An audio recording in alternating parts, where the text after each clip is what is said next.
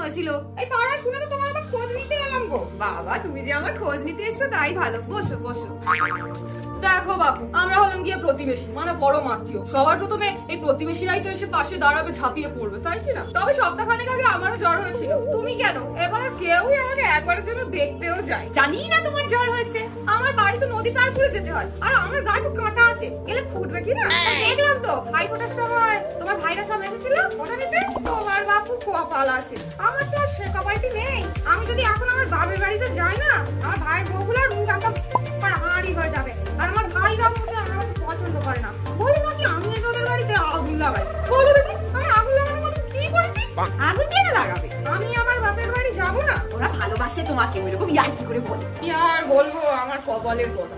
ছেলের বিয়েতে কত শখ ছিল আমার, গাড়ি নেবো, ফ্রিজ নেবো, নেবো আলমারি, ছোট্ট খাটো বউটি নেবো, দেখতে সুন্দরী। তো আমার স্বপ্নেতে তো আমার ছেলে একবারে জল চাইছে। এইরকম বলো না, তোমার বউটা ভালোই হয়েছে। একটা মেয়েকে কন্টিয়া নিয়ে এসে বিয়ে করে একটা সুতা পর্যন্ত দেয়, কিচ্ছু একটা নেই। যদি আমি দিয়ে দিতাম অন্তত একটা ড্রেসিং টেবিল, ফ্রিজ, টিভি নিয়ে আসতে পারতাম। আমার কতদিনের শখ ছিল একটা পাতলা এলসিডি টিভি নেওয়া। ছেলেকে এত কষ্ট করে মানুষ করলাম, তো তার বিয়েতে কিছু নেবো না? আর দিন ধরে তার পিছনে যে আমার খরচাটা হলো, সেটা কে দেবে? তার বউয়ের থেকে নেবো না, কার থেকে নেবো? আমার কি কোনো শখ আল্লাহ নাই? তোমার আমার বিয়েতে আমাদের বাপ মায়ের কিছু দেয়নি, তুমি তোমার মেয়ের বিয়েতে দেবে না? তোমার ছেলে তো অনেকদিন ধরেই প্রেম করছে, আমরা পাড়া সবাই জানি, তুমি জানো না? কি করে বুঝবো বলো তো? আজকালকার মেয়ে ছেলে ছেলে মেয়ে সব বন্ধু, কোনটা বন্ধু আর কোনটা ইন্ডুমিন্টু আমি কিছু বুঝতে পারি না। কি ঘুরতে বেড়াচ্ছে বিয়েটা ঘর দেবে না? তাও বটে, বিয়েটা খারাপ। আমি তো কোথাও মুখে রাখতে পারছি না, কি আর করবো? মা আমি পড়তে যাচ্ছি। ঠিক আছে, সাবধানে যা। এই যে তোমার মেয়েটাকে বেরোতে পড়তে যাওয়ার নাম, তুমি কি করে বুঝলে পড়তে যাচ্ছে না অন্য কোথাও যাচ্ছে? এটা বোঝা যায়? তুমি বলো। যাকে যেটার জন্য এসেছিলাম সেটা হলো আমার ছেলেটা তো বিয়ে করেই নিয়েছে, কিছু করার নেই। তাই নম করে একটু বউভাতটা আমি করেই দেবো ভেবেছি। তাই জন্য তোমাদের বাড়ি থেকে একজনকে, মানে ওই দাদাকে শুধু নিমন্ত্রণ করতে এলাম। তোমরা তো জানোই আমাদের তো আর তোমাদের মতন অবস্থা নেই যে ছেলে মেয়েকে ছড়িয়ে লোকে খাওয়াবো। একজনকেই আমরা নিমন্ত্রণ করতে পারছি। আর মান্তুকে একটু বলো বউকে তো সাজিয়ে দিতে। সাজাবে? পার্লারে যাবে মান্তুর মতন প্রত্যেক মাসে, সেটা মতো আমাদের খরচা দেওয়ার মতো সামর্থ্য নেই। মান্তুকে একটু বলো আমার বৌমাকে একটু সাজিয়ে দিতে। আর তোমরা দেও, মানে একজন দেও যে তোমরা। ঠিক আছে ঠিক আছে। এই জেঠিমা আবার চলে এসেছে? হ্যাঁ, আগেরবার আমাকে মায়ের কাছে বকুনি খাইছিল, তাই না? এবার দাঁড়াও, দেখাচ্ছি মজা তোমাকে।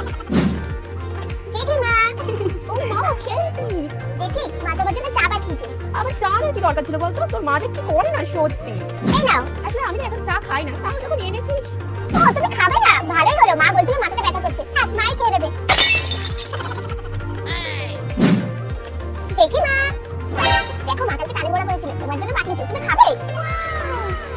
তালের বড়া কি দরকার ছিল বলতো এইসব? ঠিক আছে দে। তাহলে থাক, তোমাকে আর খেতে হবে না, তুমি তো এমনি মোটি হয়ে যাচ্ছ। আমার সাথে চালাকি করলো, তাই না? এবার দেখাচ্ছি মজা। এই নে, এই 500 টাকাটা নে, কিছু কিনে খাস। একবার শুধু নিবি না বল, তারপর আমিও দেখাবো মজা। থ্যাংক ইউ জেঠি। কি হলো, তুই 500 টাকা নিয়ে নিলি? তুমি তো আমার জন্য টাকাটা বার করলে। ও নো, চাই এটা দিয়ে আমি চকলেট খাই। তুই তো দেখছি 1 নম্বরের শয়তান মেয়ে। দাঁড়া, পরের বার এসে তোকে জব্দ করবো।